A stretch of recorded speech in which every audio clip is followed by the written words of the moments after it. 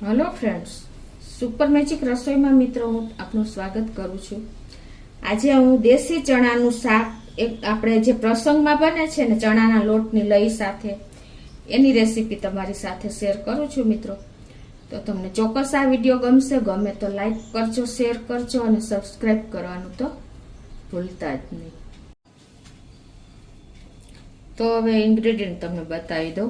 એમાં 1 કપ મેં દેશી ચણા લીધા છે અને 2 થી 3 ટેબલ સ્પૂન જેવું આપણે દહીં લેશું અને 1 ટેબલ સ્પૂન જેવો ચણાનો લોટ છે। ધાણા ભાજી છે 2 થી 3 ટેબલ સ્પૂન જેવી, 1 ઇંચ આદુનો ટુકડો, 1 તીખું મરચું, 5 થી 7 કળી લસણ, મીઠું છે, તેલ છે, ખાંડ છે અને રૂટીન મસાલામાં આપણે જીરું, હિંગ, હળદર, ધાણા જીરું આટલા ઇન્ગ્રેડિયન્ટ લેશું। તો બનાવવાનું ચાલુ કરીએ।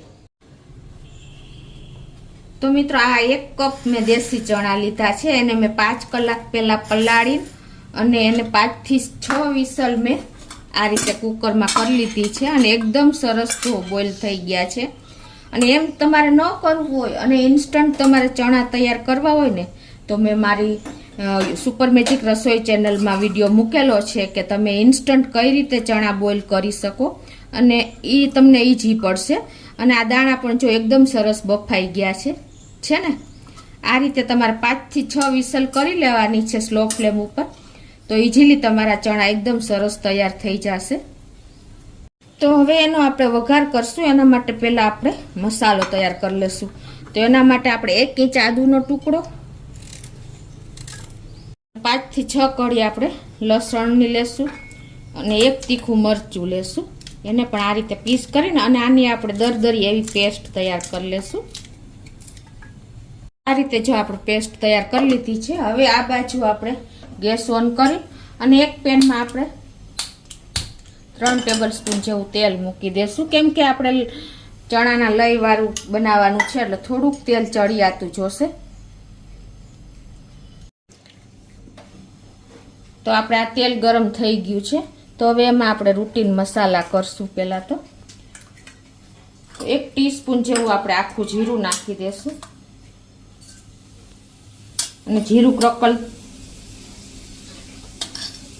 થાય એટલે 1/4 ટીસ્પૂન જેટલી આપણે હિંગ નાખી દઈશું અને આપણે અડધી ટીસ્પૂન જેવું હળદર નાખી દઈશું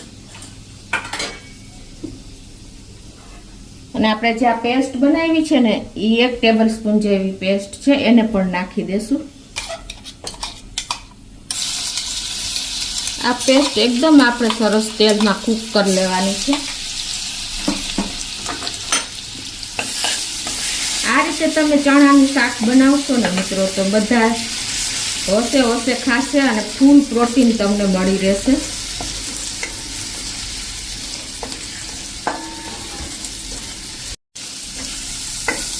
આપણી પેસ્ટ પણ સંતરાઈ ગઈ છે અને ગેસની ફ્લેમ આપણે સ્લો જ રાખી છે। હવે 1 ટેબલ સ્પૂન જેવું આપણે આ ચણા બેસન લીધું છે ને એને નાખી અને આ રીતે આપણે સ્લો ફ્લેમ ઉપર એને તેલમાં જ કૂક કરી લેશું, એટલે આપણી આ જે ચણાના લોટની લઈ આપણે બનાવી છે ને એ કાચી ન રહે। આ રીતે તમે કરશો ને મિત્રો, આ સિક્રેટ ટિપ્સ જ છે, તો એકદમ સરસ તમારી લઈ પણ બનશે અને તમારે કોઈ પ્રોબ્લેમ નહીં આવે, એટલું સરસ આપણે આ શાક તૈયાર થશે। તો આ રીતે જો આપણે બેસનને શેકી લીધું છે। હવે એમાં આપણે થોડોક કલર લેવા માટે અત્યારે જ આપણે 1 ટીસ્પૂન જેવું કાશ્મીરી લાલ મરચું નાખું છું। તમે તીખું ખાવું હોય તો પેલું મરચું પણ રૂટીન મરચું પણ નાખી શકો છો। અને હવે આ મરચું જો એકદમ સરસ કલર પકડાઈ ગયો છે તો આપણે આ બોઇલ કરેલા ચણાને પાણી સહિત જ આમાં નાખી દઈશું અને ગેસની ફ્લેમ અત્યારે આપણે ફૂલ કરી દઈશું।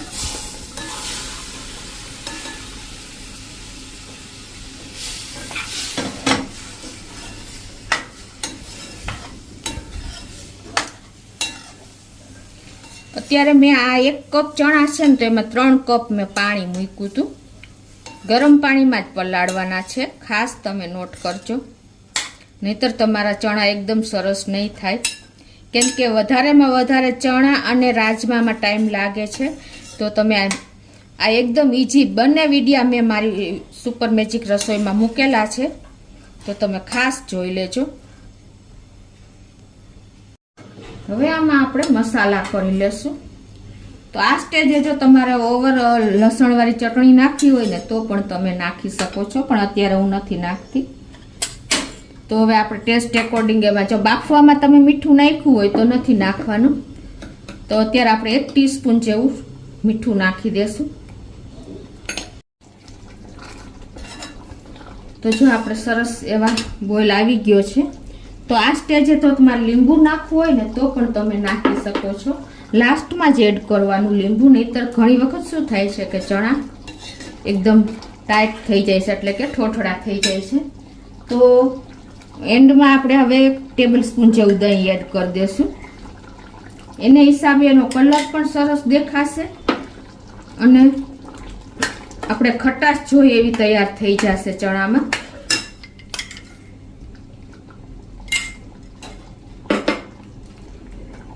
અને હવે આને આપણે મિક્સ કરી લેશું.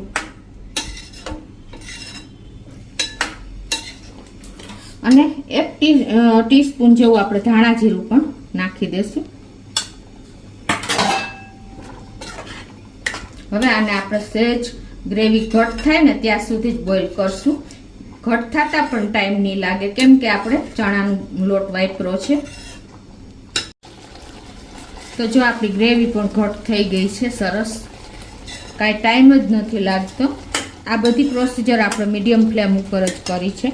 હવે આ લાસ્ટમાં આપણે 2 ટીસ્પૂન જેવી ખાંડ નાખી દેશું. આનો ટેસ્ટ સહેજ તમને માઇલ્ડ ગળ્યો હશે ને તો વધારે સરસ લાગશે.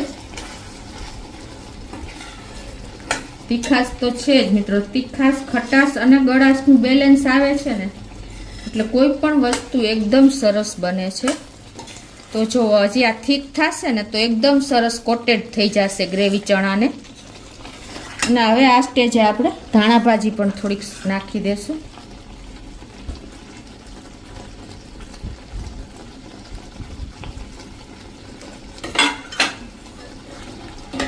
અને હવે આપણે મિક્સ કરી લેશું. આ શાક તમે ખાલી દહીં સાથે ખાવું હોય ને તો પણ તમે સવારના બ્રેકફાસ્ટમાં ખાઈ શકો છો, એટલું સરસ લાગે છે. અને તમને પૂરતું હેલ્ધી પોષણ મળી રહેશે, કેમ કે ચણામાં ફૂલ પ્રોટીન હોય છે, દહીંમાં કેલ્શિયમ હોય છે, એટલે તમારો સવારનો બ્રેકફાસ્ટ એકદમ હેલ્ધી થઈ જશે. તો હવે આપણે ગેસ બંધ કરી દેશું અને સર્વ કરી દેશું. તો હવે એને આપણે એક બોલમાં સર્વ કરી દેશું.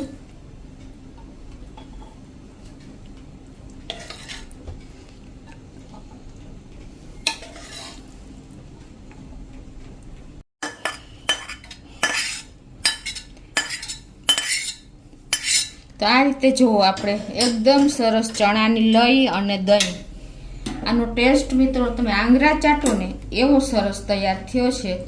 કેમ કે આ જેમ ઠંડુ થશે એમ એકદમ સરસ કોટેડ થઈને એક એક દાણા ઉપર ગ્રેવી લાગી જશે. તો હવે લાસ્ટમાં આપણે ધાણા ભાજીથી થોડુંક ડેકોરેશન કરી દઈશું આ રીતે. અને આને તમે દહીં કાંદા સાથે એમને રોટલીની પણ જરૂર નહીં પડે ને એવું ટેસ્ટી આપણું આ શાક બન્યું છે મિત્રો. તો તમને ચોક્કસ મિત્રો આ વિડીયો ગમશે ચણાના શાકનો. મિત્રો તમને ગમે તો લાઈક કરજો, શેર કરજો અને સબસ્ક્રાઈબ કરવાનું તો ભૂલતા જ નહીં.